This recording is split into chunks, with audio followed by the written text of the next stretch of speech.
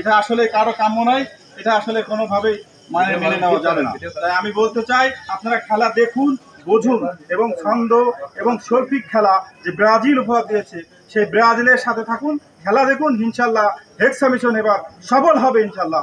কোনোভাবেই এই মিশন ব্যর্থ হতে কোনোভাবেই আমরা পিছু পা হচ্ছি না এবং আমরা সেই আত্মবিশ্বাস নিয়েই আমরা খেলা দেখব।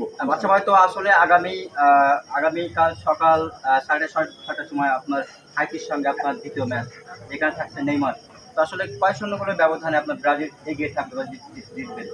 আসলে হাইতি তুলনামূলক খারাপ না, হ্যাঁ, তারপরেও ব্রাজিল যে ছন্দে আছে এবং ব্রাজিল যে আমাদের যে গতকালকে কিছু পরিবর্তন আছে, প্লেয়ারের একটু পরিবর্তন নিয়ে আসছে, তো সেক্ষেত্রে আমরা 4-0 ইনশাল্লাহ আমাদের 4-0 আমরা জয়লাভ করব এবং এরপরে ব্যবধান বেশি হতে পারে। তো সেক্ষেত্রে আমি বলবো যে আসলে বেশি ব্যবধান হয়ে শুরুটা না দেখানো ভালো, কারণ আমরা এরপরে সেমিফাইনাল খেলবো, ফাইনাল খেলবো, আস্তে ধাপে ধাপে একটা ইমেজ, একটা মানে আর কি খেলা নিজেদের ধরে রেখে আমরা শেষ করবো এই ধারাবাহিকতা, ঠিক আছে? তো সেক্ষেত্রে আমরা চাই যে এই থাকবে তো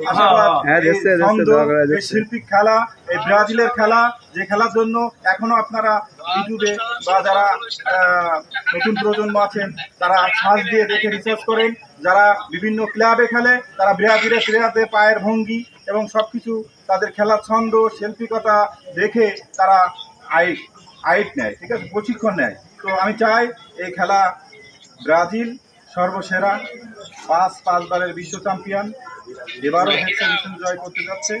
তর্কে আসবেন না, আপনারা ইতিহাস জানুন। ধন্যবাদ সবাইকে। আসলে ধন্যবাদ। আসলে আমরা শেষ করে দেন। আসলে আমরা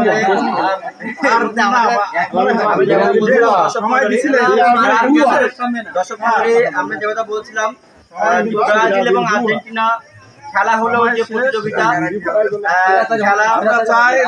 খেলা দেখতে আসলে দর্শকদের মধ্যে যে উত্তেজনা, এখানে আমাদের মাঝে আজকের এই সাক্ষাৎকারও কিন্তু সেই উত্তেজনা। কথার জন্য শেষ হচ্ছে না, একবার ব্রাজিল একবার আর্জেন্টিনা, একবার ব্রাজিল একবার আর্জেন্টিনা। তো আমরা আসলে শেষ করতে যাচ্ছি, যেহেতু অনেক সময় হয়েছে আজকের এই। দর্শক আপনারা বুঝতে পারছেন, আবারও কিন্তু চলে যাচ্ছেন আর্জেন্টিনা সাপোর্টারে আমাদের রাশেদ স্যার, আবারও কিছু বলতে চান?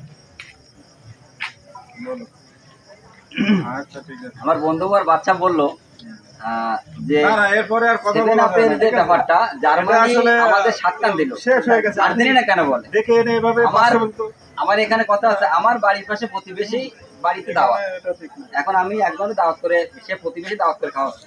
আমি প্রতিবেশী জিজ্ঞাসা করলাম যে তুমি একজনের দাওয়াত দিলে তুমি তাই কি খাওয়াইছো? তো সে বললাম মাছ দিয়ে খাওয়াইছি, মাংস দিয়ে খাওয়াইছি, ডিম দিয়ে খাওয়াইছি। আমি তো জেনেই গেলাম, আমি তো বলতে পারি যে আমার প্রতিবেশীর পাশেও মুখে দাওয়াত ছিল, সেই এই দিয়ে খাওয়াইছে। এখন জার্মানি গোল দিল 7 রান, আমরা তো দেখলাম তারা তো আমাদের প্রতিবেশী, আমরা কি বলতে পারবো না?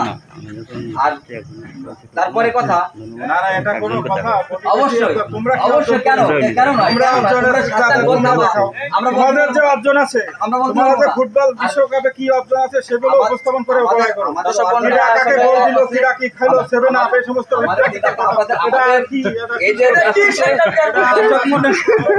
দর্শক মন্ডলী আসেন, আসলে দর্শক আমাদের সাক্ষাৎকার অনুষ্ঠানে প্রায় মারামারি অবস্থা, আমরা আমাদের সাক্ষাৎকার অনুষ্ঠানে প্রায় আমরা শেষ পর্যায়ে চলে যাচ্ছি। তো আমরা